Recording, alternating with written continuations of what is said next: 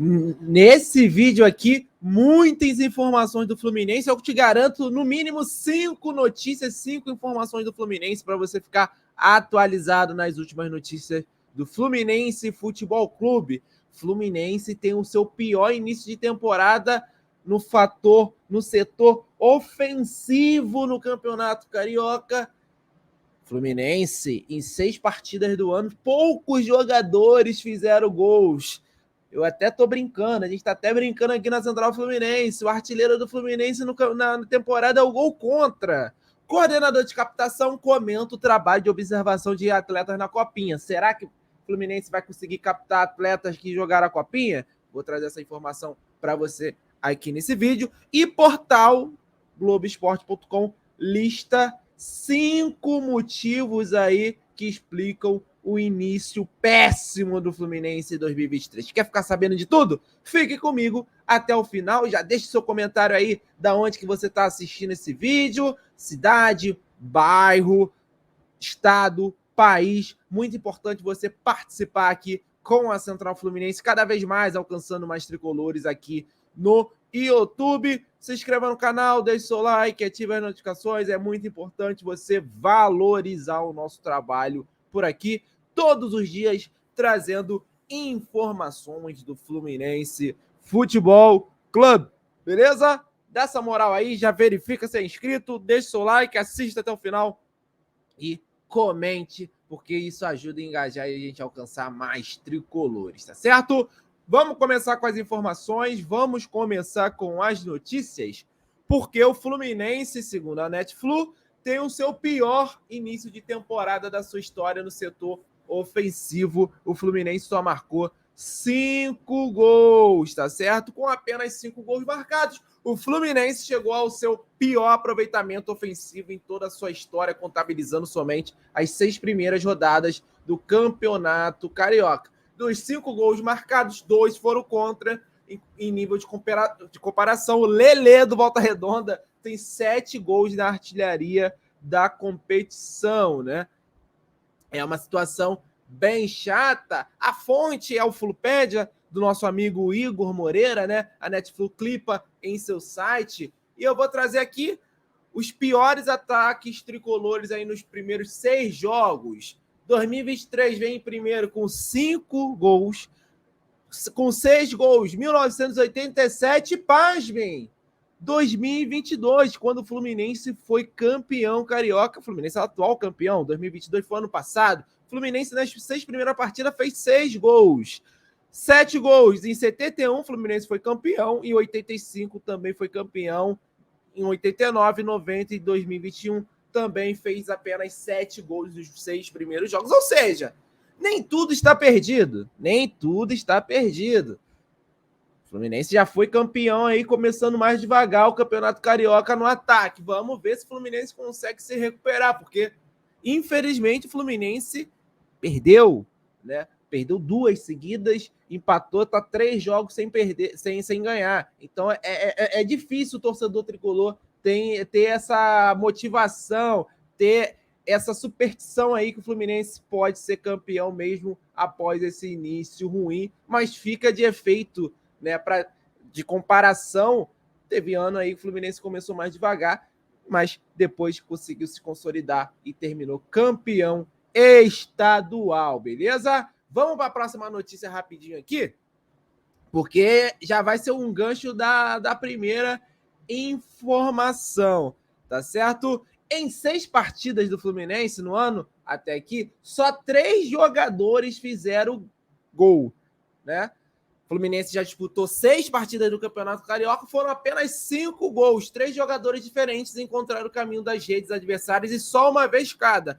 Isso porque, como eu brinquei na primeira notícia, o gol contra ainda é o principal artilheiro tricolor na temporada. Os atletas do time que marcaram foram o Alan, de pênalti, o Lima naquele chutaço e o John Arias contra o Madureira no rebote de escanteio. Na estreia contra o Resende, João Anderson marcou contra e o Alan complementou de pênalti. Veio a segunda rodada e Lima garantiu a vitória em cima do Nova Iguaçu.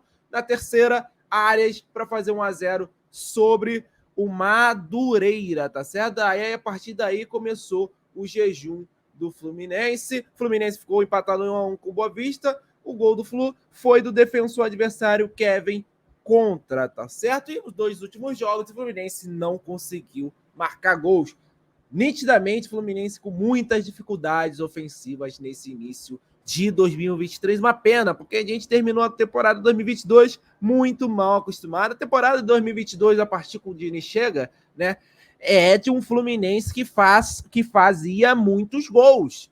E a gente vê a situação desse time aí mal conseguindo fazer gols e ainda sofrendo lá atrás, dá um pouco de preocupação, tá certo? Vamos para a terceira notícia aqui, é um pouco diferente. Coordenador de captação da base comenta trabalho de observação de atletas na Copinha, tá certo? É um dos setores que mais cresce na base do Fluminense. A captação trabalhou durante a disputa da Copa São Paulo, em busca de novos talentos para Xerém. Profissionais do clube observaram todos os times da Copinha neste ano, acompanhando presencialmente mais de 2.000 jovens atletas. Em entrevista, o coordenador de captação da base tricolor, Carlos Sintra Júnior, comentou sobre o trabalho realizado pelos profissionais tricolores durante toda a competição que chegou ao fim na última semana com o Palmeiras campeão em cima do América Mineiro. Abre aspas.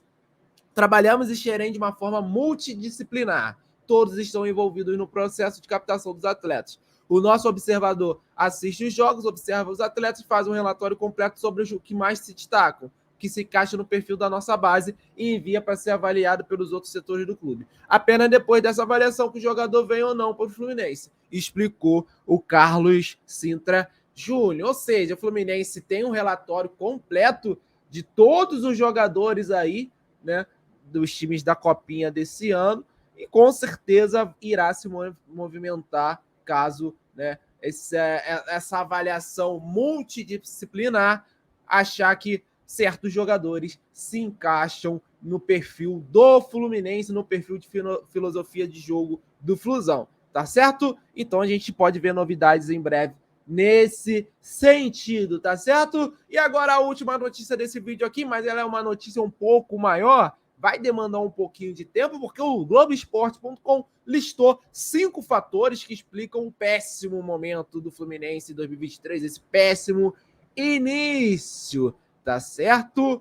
O primeiro motivo que falo já é a parte física. Segundo o site, o portal, é talvez o principal fator. É nítido que o time está se arrastando em campo e não tem a mesma intensidade do ano passado, o que faz muita falta para funcionar o dinizismo. Os jogadores não conseguem pressionar a saída de bola adversária como antes e nem se movimentar com a frequência necessária para criar espaços e dar opção de passe contra defesas em bloco baixo. O Fluminense teve mais posse de bola em todos os 6 jogos, né, mas na maioria do tempo, segundo o portal, não soube o que fazer com a bola e acabava tocando para trás, que eu também concordo. E o portal vem junto com a Central Fluminense, né? É inevitável a crítica em cima dos 50 dias de férias do elenco, que foi o último do Rio de Janeiro a se representar. Parecia até que foi campeão de tudo em 2022, né? O clube chegou a passar uma cartilha de exercícios individuais das últimas semanas de folga e a comissão técnica até elogiou publicamente o condicionamento dos jogadores no retorno aos treinos e fez uma pré-temporada puxada. Porém, ainda não parece ter surtido efeito internamente. Muitos já reconheceram que o time está mal fisicamente. Ponto 2 que traz o portal Globoesporte.com é que o Cano está sendo pouco municiado, tá certo? Nos 4 jogos que esteve Cano, o Cano teve 8 finalizações em 366 minutos, média de aproximadamente uma a cada 46 minutos. No ano passado, o argentino teve 208 finalizações em 5.846 minutos, média de aproximadamente uma a cada 28 minutos, tá certo? Chances para o Germancano estão sendo raras nessa temporada, a bola não está chegando nele. E a gente não tem nenhum lance que a gente fala, pô, o Cano perdeu esse gol, dava para ele ter feito. Não tem, porque ele não está conseguindo receber. Concordo com o GE com esse segundo ponto também. Terceiro ponto que o GE traz para a gente aqui, que o time está refém do chuveirinho. Né? Dos 5 gols do time até aqui, 4 nasceram de cruzamentos para a área. O gol contra de Anderson, do Resende, o chutaço de Lima do Nova Iguaçu, pegando a sobra na entrada da área. o de Arias após o escanteio contra o Madureira e o gol contra de Kevin do Boa Vista. A exceção foi o de Alan, que foi de bola parada na estreia em cobrança de pênalti. Com o time mal fisicamente, tem sido comum ver os jogadores levantando bolas na área, mas o problema é que não tem nenhum atacante de grande estatura ou exímio cabeceador no elenco. O Cano só tem 1,76 m de altura, o William Bigode 1,71 m, o Keno 1,78 m e o Alan mais alto 1,82 m, mas é reserva, tá certo? Próximo ponto que traz o Globoesporte.com sobre a má fase do Fluminense, o péssimo início, é a armadilha versus linha alta, né?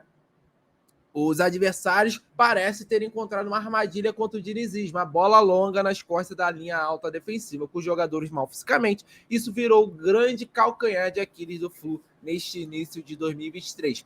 Dos 3 gols sofridos até aqui, 2 foram assim, o de Vitor Sá, do Botafogo, que soube marcar a linha de impedimento de Samuel Xavier, e o de Lelê, do Volta Redonda, que ganhou na velocidade e Calegari. E houve chances claras e as jogadas assim. Contra o Madureira, o atacante Luiz Paulo entrou livre na área, mas o Nino conseguiu dar aquele bote. O Carlos Alberto do Botafogo saiu cara a cara e o Fábio defendeu no final do jogo. E com o Lelê no último jogo, né? Aquele lance do primeiro tempo que ele teve 2 chances de cara a cara com o Fábio. O Fábio fez 2 defesas seguidas a queima-roupa, tá certo?